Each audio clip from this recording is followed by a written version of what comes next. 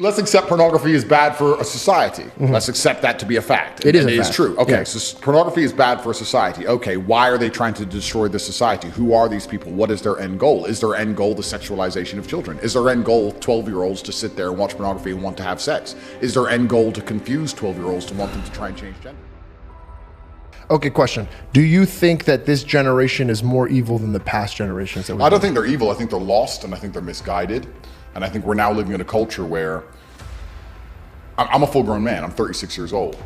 I catch myself, even at my ripe old age and high level of professionalism, sometimes for a few seconds, only a few seconds before I correct myself, scrolling on garbage. Imagine how these 14 and 15-year-old children are even being raised. Just scrolling through these social media algorithms, which are deliberately designed to poison their mind. And they're going to school, they're being fed absolute garbage, and they have no religious connotations, no God, and no family unit. They're just a mess. And then we look at, like I said, every metric in which you can measure the health of a society, the crime rate and the cost of living, basic things, traffic, anything you can measure, the West is falling off a cliff. So it's like, how do you fix all of that? So I decided to move to Eastern Europe, and I had a very good time here, and I was treated very well, and it's a very safe place, and it's a beautiful country. I've been through some recently things changed a bit. I think most you people get know out of your about that. house. Yeah. That's exciting. Well, I'm allowed out my house. Yeah, that's nice. What, if you don't mind me asking, what's the first thing you did when you got out of your house? My first day off of house arrest, I stayed in the house. That's fucking weird, man. I know, but it was a sign of resistance. Oh, you wanted to prove that you could keep going. Yeah, that's right. I feel like you're flexing all the time. Like, is there like if I was on house arrest, who the fuck are you flexing for? Just leave. And anything, you could have lied and be like, no, I stayed for an extra 3 days. But like you stayed. I stayed. Just to prove a point. Yeah, now, was it for your lie. brother or was it for your? No, I was just joking about the lie. Yeah. Actually, I have it in my notes because I know that you don't like lying, and I have a story about lying. I was I'm not gonna mention his name out of respect for him, but he took me on his jet. We were having a great time. We were about to do business together. Yep. We were courtside, and he made a comment about one of the basketball players. He's like, well, he's a little bitch because he told his teammate was cheating and got him in a scandal. And I said, well, the other man was cheating. He was lying. Yeah. And he turns to me and he goes, if you have a problem doing business with people that cheat, you'll never work. And I, one, stopped immediately wanting to work with this guy. Two, my provider is God, nobody else. Yeah. So it comes with morals. Yep. If you're gonna cheat on a woman that you're building a life with and being fruitful with, what the fuck are you gonna do to me? Well, that's very true, and that's very valid. But I'll play devil's advocate here. What the other guy said about if you have problems doing business with somebody who cheats, you're never gonna do any business. Unfortunately, he's also pretty right. Because it's but rife. Not with partners, though. I don't feel like you want to get in business with a partner. I mean, think about this. He shares a family bloodline with the person that he's robbing. Yeah. I'm nothing to him. That's true, and that is infallible logic. So how can I even? For me, my girl, right? She's my partner. Yeah. I couldn't focus if I had to come do this interview with you, and I know she's out somewhere now. I have to think about what she's doing. It's taking away from me. Yeah. So if I'm breaking bread with a man and I'm doing business with him, I can't sit around wasting my time thinking about what he's doing. And you're completely right, and I totally understand that. But as a honest individual, I have to sit here and be honest and analyze myself and analyze my own romantic relationships. Am I completely faithful in the traditional sense? No. Why is that? It's a good question. I can't say exactly why that is, but I think that probably the biggest decline in the Western world I have to accept, even though I partake in it and even though I am guilty of it. I think the biggest failing of the Western world is that men and women do not stick together anymore. I think it would fix a lot of problems. I find that very fascinating that you know that's the problem. You teach men to be better men and to fix their problems. Don't run away from it. But you know that monogamy is a challenge for you. But you don't want to. It's not a challenge. Monogamy is not a challenge for me. Monogamy is a decision that every man must make. But for you to make that decision, you have to sit down and decide that, this woman is worth me being monogamous to, which is fine. I think the biggest struggle that men have in the Western world today is finding a woman who they believe is worth being monogamous to. I don't think men have a problem with monogamy as much as men have a problem finding a woman who they truly believe they should be monogamous to. Also, that's something that's interesting about monogamy, because we can talk about this and it can be a very interesting conversation. In days of old, high-value men, important men, kings, warriors, whatever, had multiple wives. And they had to look after the multiple wives, or they had mistresses, and they had children with them all, and they had to look after them all. In certain cultures today, that is still the case. In certain religions today, that is still the case. In the Christian world, in the Western world, we have said that's unacceptable. We should be monogamous. Yeah. But then you have the majority of men who are monogamous are cheating. The ones who are not cheating are using prostitutes sometimes, or going to strip clubs sometimes, or consuming pornography. So they're not truly actually loyal. So you've moved the idea of a man having 3 or 4 women he loves and taking care of to a man having 1 woman he's supposed to love and doing a whole bunch of things in secret. You've just subsidized monogamy and you've removed it all towards pornography and degeneracy. So then you have to sit and argue, well, why does so much degeneracy happen in the West? Is it because we are not allowing men to be more true to their instincts? This is all brand new thoughts for me, and I'm just speaking as I think. But let's look at another example, right? Well, before, can I tap in with that? So what's your example, right? So I have an example, Christ. He gives me his way, and I kind of follow it. If I had to follow men and their needs, I'd be burned up tomorrow. And I don't think it's needs. I don't think men cheat because of needs. Well, okay. Women cheat because of like feelings. They get an emotional attachment to them. Men cheat because of more lustful body type thing. I've never heard of a man being like, man, I can't wait to talk to Becky. Of course, but I think a lot of it's also ego.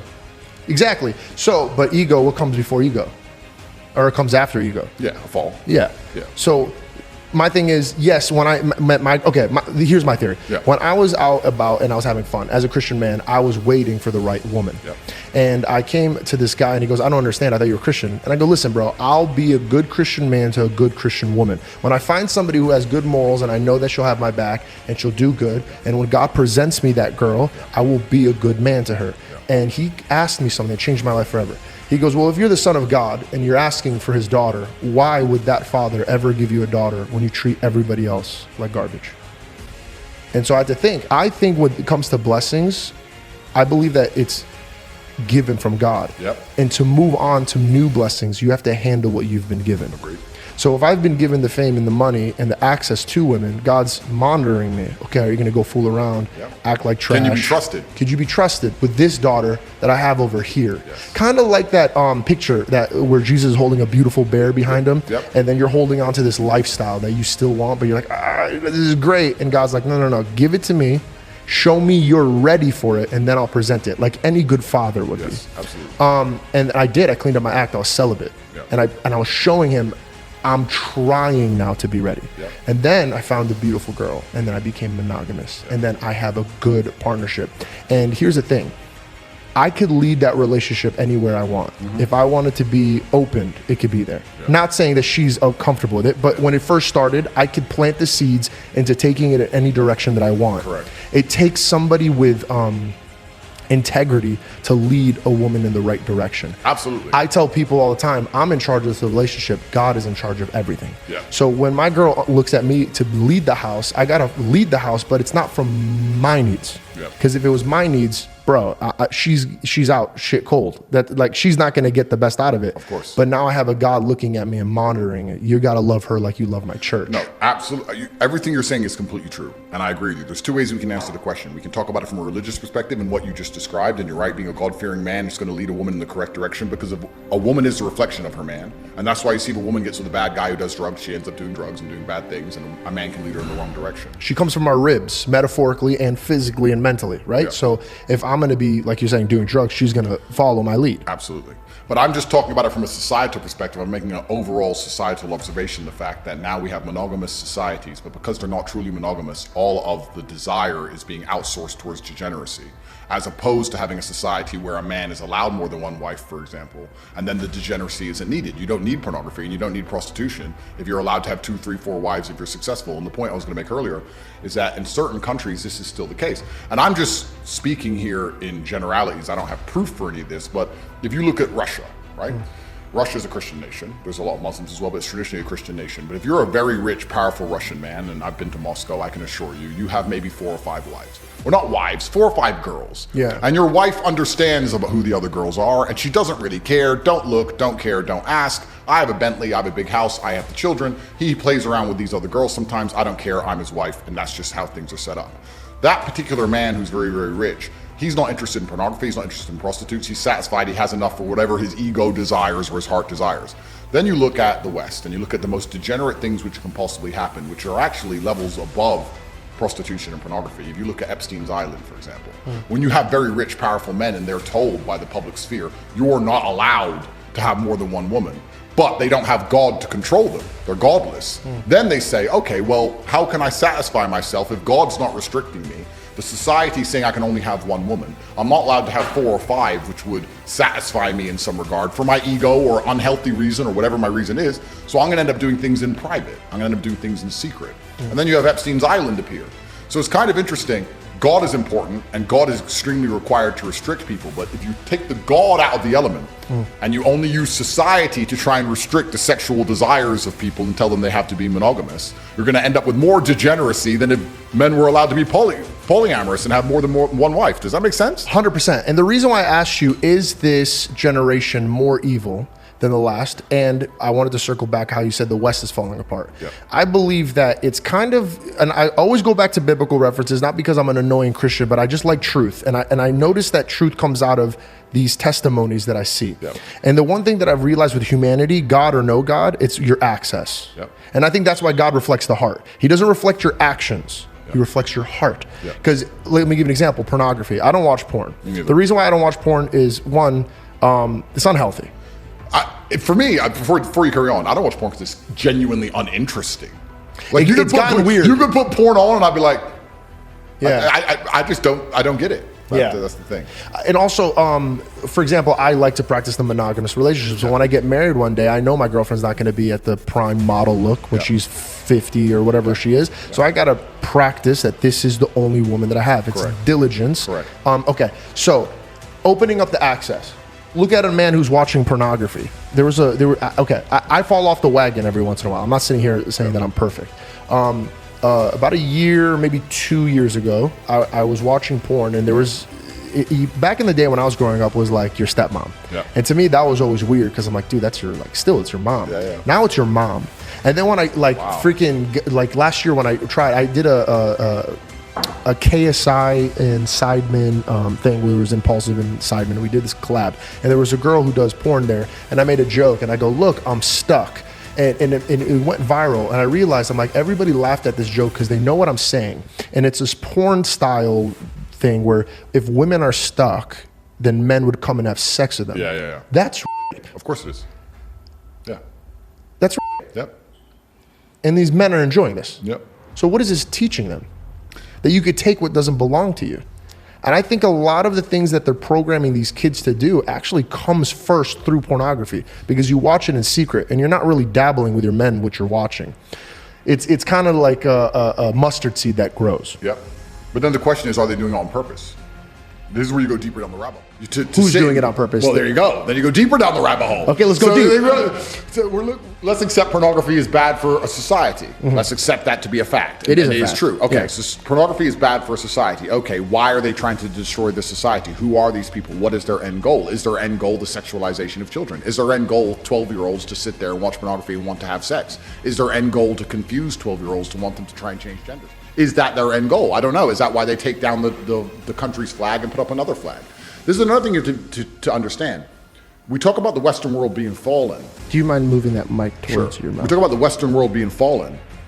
What even is the culture of the Western world anymore? We have gang signs, and we have frozen food, and we have the pride flag. What else? Like, what even is there anymore that unifies us in any regard? I mean, I think, I'm pretty sure, and I've never tested this, I don't want to find out, I'm under enough matrix attacks, but if you were to burn an American flag and burn a pride flag, you do more time for burning the pride flag. It's a hate crime.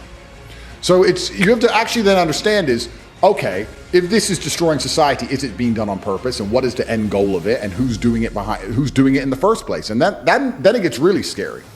I agree with everything you're saying about pornography, and I agree with everything you're saying about monogamy. I'm just trying to analyze the world and how it actually functions, and how do you fix these things, and setting examples, leading by example. My question to you is this: let's label this group of people that I want to label so we can always circle back to it. What would you like to call them? The Matrix? The Matrix. The Matrix. So the Matrix is there. Do you feel like the Matrix is hyped up using media? Because think about it, when I walk around and I have discussions with people, not a lot of people have the same agenda that the media is having. And I think people are keeping up with it. So do you think they're flexing their power? Let me give you an example. Yeah. God is all powerful, all strong. Yeah. The devil isn't. But what his power is lies. Yeah. So he confuses you. God uses faith.